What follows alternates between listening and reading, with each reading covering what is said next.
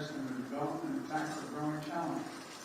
This is supported by the United States and many other countries as well. Next, we're launching a new era of technological cooperation between the United States and Kenya.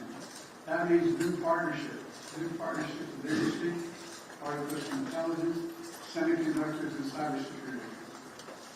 New initiatives to expand affordable internet all across East Africa. New education programs that bring Kenyan students to the United States to study in the STEM fields. And I'm proud to announce that I'm working with Congress to make Kenya the first country in Africa to receive funding from the CHIPS and Science Act, which has served us well. This funding will link their supply chain to the United States and to our partners.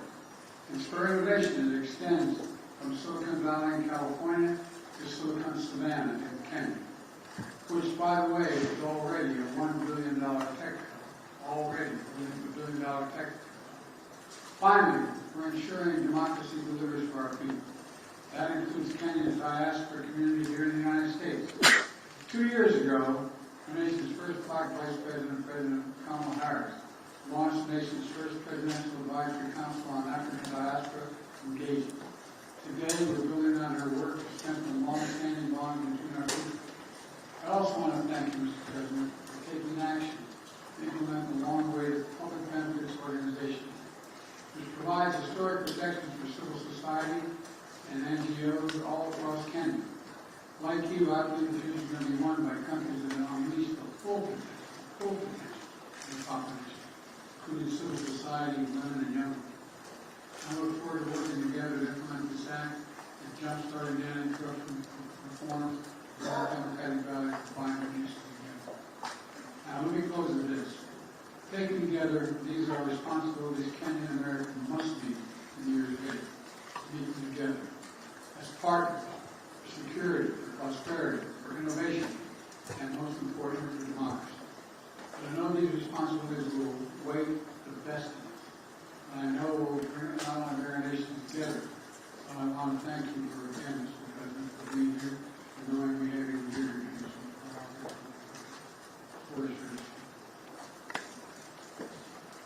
Thank you, Mr. President, and I want to, in a very, very sincere way, thank you, Mr. President, for inviting me to make this visit to the United States. On behalf of the people and government of Kenya, I also take this opportunity to express my deep gratitude for the warm welcome we have received on arrival and the excellent hospitality of the American people. My visit provides us, Mr. President, with the opportunity to celebrate 60 years of bilateral relations rooted on shared values of freedom, democracy, rule of law, equality, and inclusivity. My visit takes place at a time when democracy is perceived to be retreating worldwide. The accelerating drift towards regimes indifferent to democratic values is a deep concern to us, and I believe it is time the U.S., working with Kenya, deploys its capabilities and rally like-minded democratic countries to set up the goals of democracy.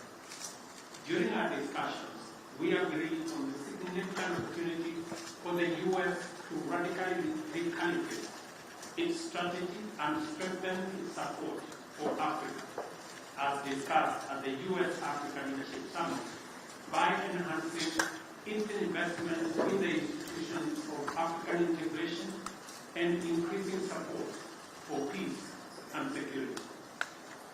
As we take this historic step of elevating our partnership to be more effective in addressing global challenges, it is important for us to appreciate that many countries in Africa, including Kenya, are struggling with an overwhelming convergence of multiple shocks, including extreme climate events, debt distress, and the disruptive upheavals in Europe and the Middle East, whose cumulative impact is to divert national resources for investment in people and economic growth into managing climate-induced crises and solving sovereign debt.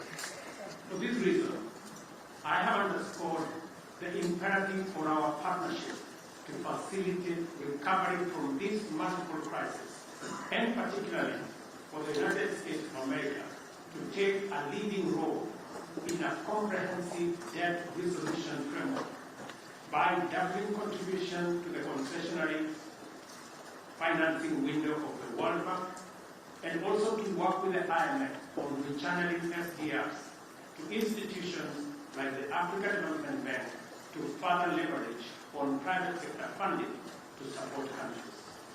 Unless this is done, and done immediately, the values of freedom, democracy, and the rule of law are in great jeopardy.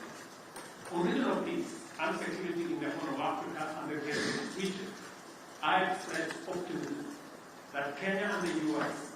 will innovatively design appropriate defense and security frameworks to help Kenya as the anchor state and the region in general to deal with the peace and security challenges that are undermining human well-being, slowing down development, and also having a negative impact on democracy.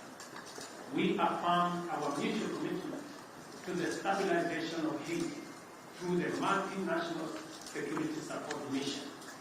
The Kenya-UN Climate and Clean Energy Industrial Partnership we have just committed to is an encouraging milestone on our collective journey and builds on the paradigm shift we have inaugurated at the Africa Climate Summit in Nairobi last year.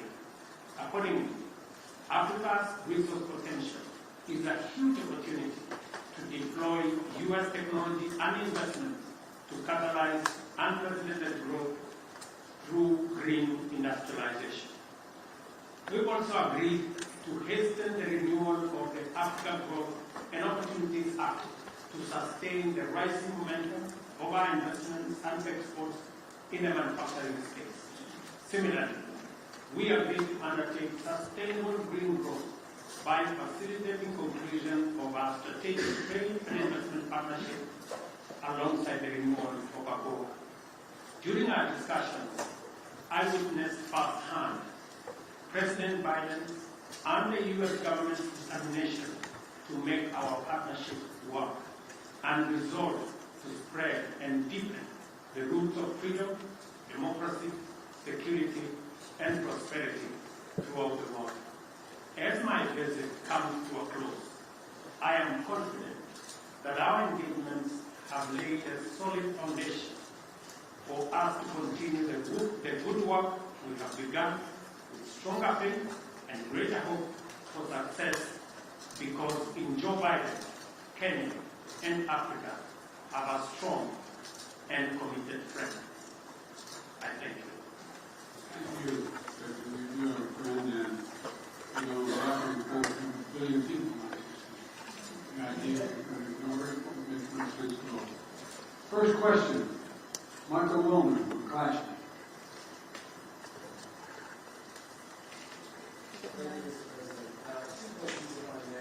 No, one.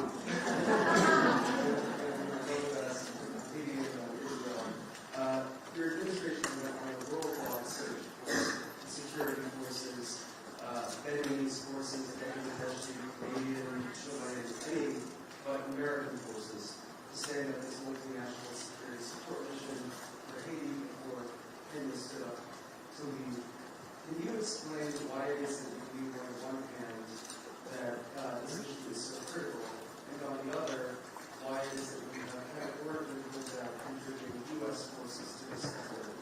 Is it your goal to keep back these things, or to continue on Israel? Does the United States... I'll answer your question. The question with regard to Haiti is, we concluded that for the United States to deploy forces in the hemisphere just raises all kinds of questions that can be easily misrepresented about what we're trying to do, and be able to be used by those who disagree with us and against the interest of Haiti and the United States. So we set out to find a partner or partners who would lead that effort that we would participate in, not with American forces, but with supplies and making sure they had what they needed. And so, I'm very grateful for President Ruto's leadership here. multinational effort, but Kenya's willingness to really lead this matters. You're not the only country, but you're leading this effort. And there's going to be U.S. forces, none on the ground, but we're going to supply logistics, intelligence, and equipment. Matter of fact, some equipment has already arrived. And Kenya is stepping up with police, and other countries plan to do as well. The United States is going to support the collective effort here. And of course, Kenya won't be going it alone. We're working with Congress to provide $300 million to MSS mission and an additional $60 million for equipment assistance. And we've received and are continuing to bring major contributions from other partners in as well. President Ruto and I agree that Haitian people deserve better. They deserve peace and security, and I thank him for taking on this responsibility, but we have his back and we're there all the way.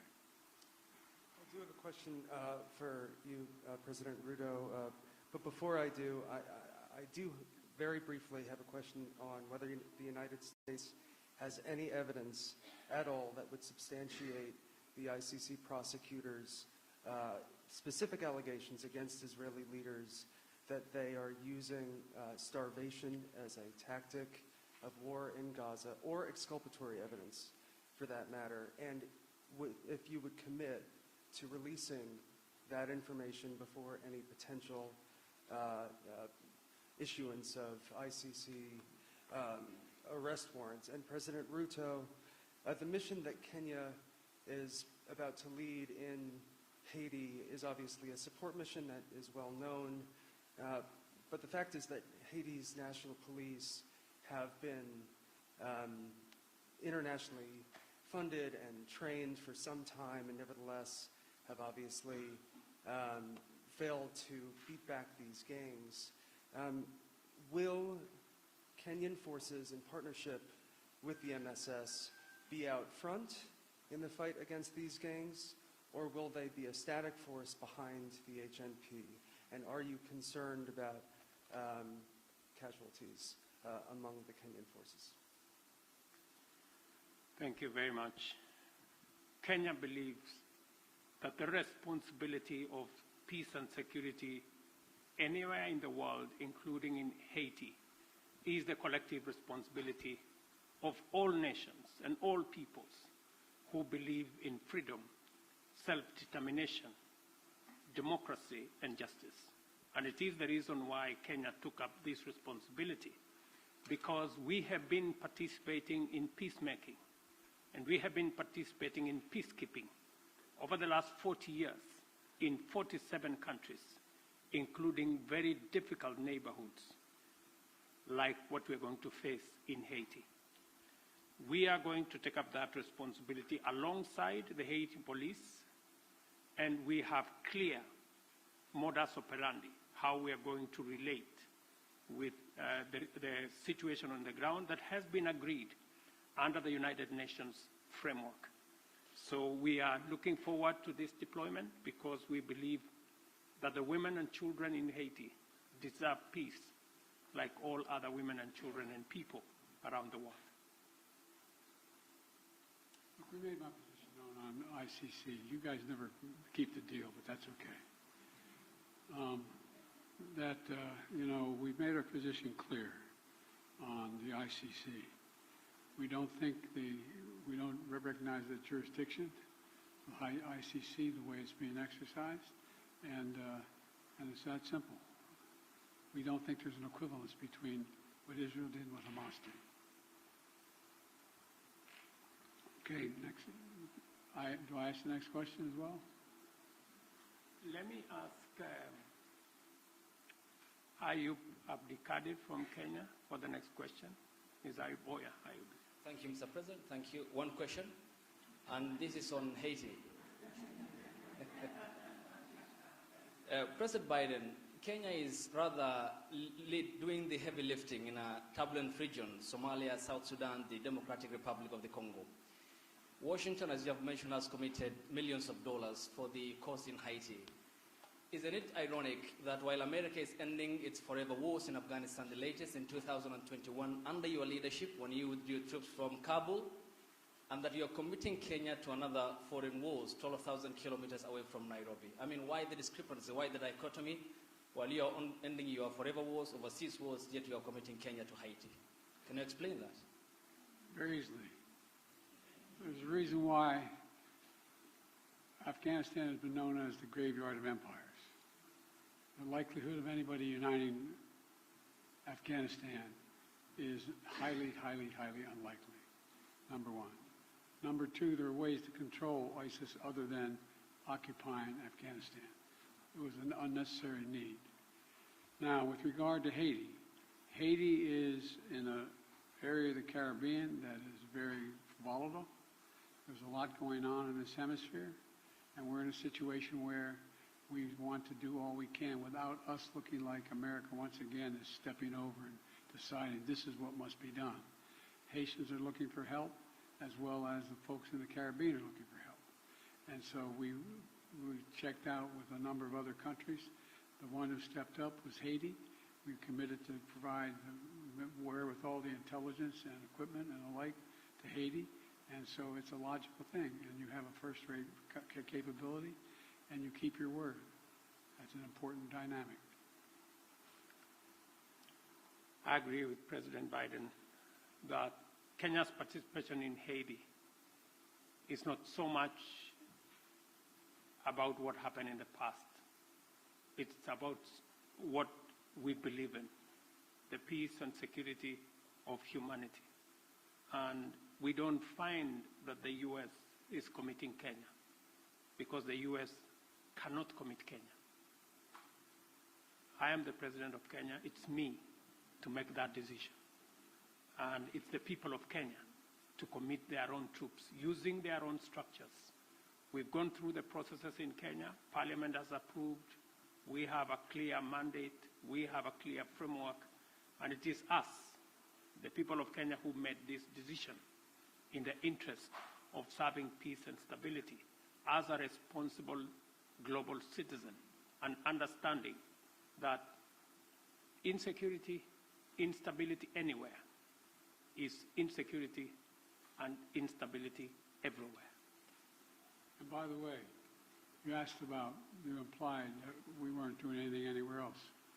Well, we're kind of occupied around the world, but we're also engaged in Congo, in the neighborhood. And, you know, we can continue to help alleviate human suffering there. The United States is the largest humanitarian donor, providing $375 million in humanitarian funding just this year, including support for more than 6 million displaced people from the DRC. So we are engaged in more than one place. Follow up to my president, Dr. Ruto. You said that Kenya is committed, and in your Carter speech in Atlanta, you said it's based on humanitarianism, helping Haiti out. But can you explain the geopolitical goal, 12,000 kilometers away from Nairobi, when schools in the counties of Baringo, West Pokot, and Turkana have not yet opened because of the banditry problem, yet you are committing our national police force to Haiti, and where is the priority, this being one of your major manifesto pillars, talking about security, and to the extent that even the Defense Cabinet Secretary talked about the deployment of, if need be, the Kenyan military or the special personnel to make sure that schools are open, children go to school in areas that are bandit-prone in Kenya. Why are you committing to Haiti when we have a problem back home? Is it an irony that you are putting the fire in the faraway neighbor's home when when our own home is on fire? Thank you very much. I made a commitment to the people of Kenya to sort out insecurity in the North Rift. I have followed that with action. As we talk, there are 3,000 military officers in the North Rift, 2,000 police officers in the North Rift. We have renovated the first 15 schools and completed. We have reopened 20 schools already that were closed in the North Rift. And that exercise is ongoing. We have made tremendous progress in making sure that we create security at home, but that does not take away our responsibility. Even as we were deploying troops and policemen in our own country, in North Rift, to sort out the banditry problem, we still deployed 1,000 troops to DRC Congo, because that is our neighborhood. We have 5,000 troops in Somalia, because equally that is our responsibility.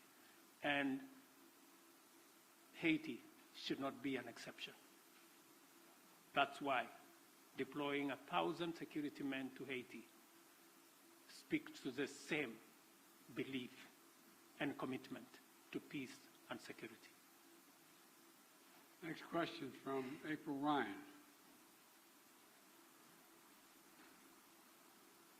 Mr. President, President Biden, President Ruto, thank you. First of all, when you talk about Haiti, President Ruto, you said Haiti is a collective responsibility for all nations. And for you, Mr. President, President Biden, President Ruto, do you believe that these nations can break the back of this militia that has gripped the nation there? And also, when it comes to Congo, thank you, Mr. President, for bringing up what the United States is doing for the Congo, especially as that flag was behind you at Morehouse. Mr. President, could you tell me what the African Union is doing, as well as Kenya is doing, when it comes to the humanitarian crisis in the Congo? Thank you. What was my question? Sir, your question was Haiti. Can the United States and Kenya, or the nations collectively, break the backs of this coordinated militia that has the grips of the nation, that nation? Thank you. Yes.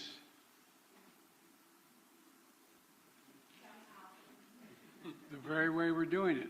We're not talking about a 1,000-person army that's made up of trained persons. This is a crisis. It's able to be dealt with. And we think we can deal with this way with a multinational approach, with Haiti leading the way, and us providing the intelligence as well as equipment. Gangs and criminals do not have nationalities. They have no religion. They have no language. Their language is one. To deal with them firmly, decisively, within the parameters of the law. And that's why we're building a coalition of nations beyond Kenya and the US, many who are making contribution towards the MSS force in Haiti to secure that country and to break the back of the gangs and the criminals that have visited untold suffering in that country.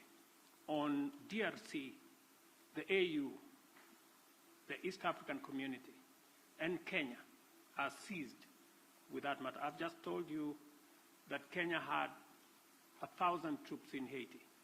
We now have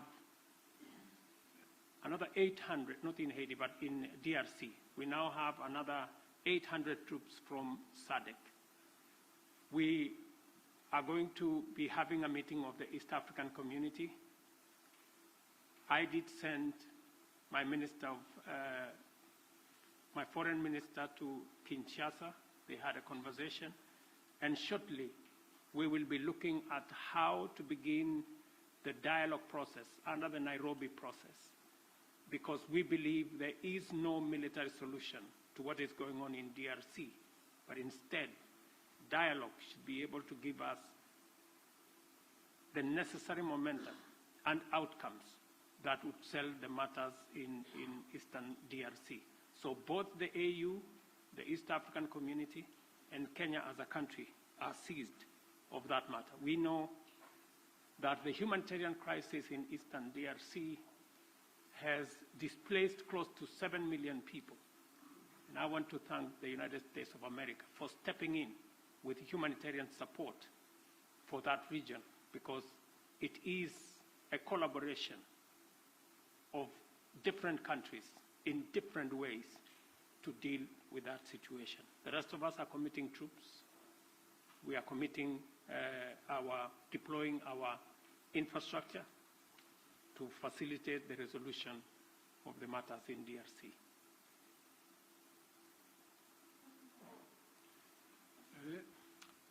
Let me ask Nancy Agutu from Kenya.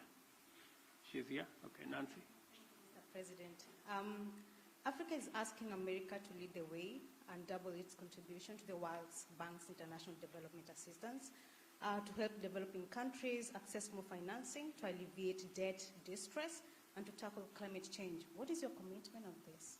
Thank you. I'm sorry, I didn't catch all your question. Sorry, I'm saying Africa is asking America to lead the way and double its contribution to the World Bank's International Development Assistance to help developing countries to access financing to alleviate debt distress and to tackle climate change. What is your commitment on this? We made a major commitment to this. Number one, as I said, the United States has long championed international financial institutions that provide low-cost concessional resources to the poorest developing countries, including from the IMF. To that end, my administration helped design and establish the IMF's new initiative that provides low-cost funding for countries that are taking steps to enhance their resilience. Important partners in Africa have the capital they need to ensure they have the capital they need to invest in their futures. We heard them and we stand with them. Now, that's why we've worked with Congress to enable the United States to make available in the coming weeks up to $21 billion in new lending resources to the IMF Trust Fund that provides concessional lending to the poorest countries. It's a little like, having to go when you're in debt, having to go and find someone to help you out. That's what this is about. We believe supporting friends and this partnership is we're happy to do our part. And look, we've also doubled our commitment to the IDA. And I'm proud the United States is the biggest donor to the IDA in this cycle. I'm proud to be working alongside with Kenya to support robust financing and policy packages that are going to help the most vulnerable countries address their investment needs. There's debt and there's growth. And you got to deal with the debt before you deal with the growth. And so we're trying to use international lending organizations to be able to provide that capability so people can grow. That's what it's about. Will you allow me to break this? Whoa!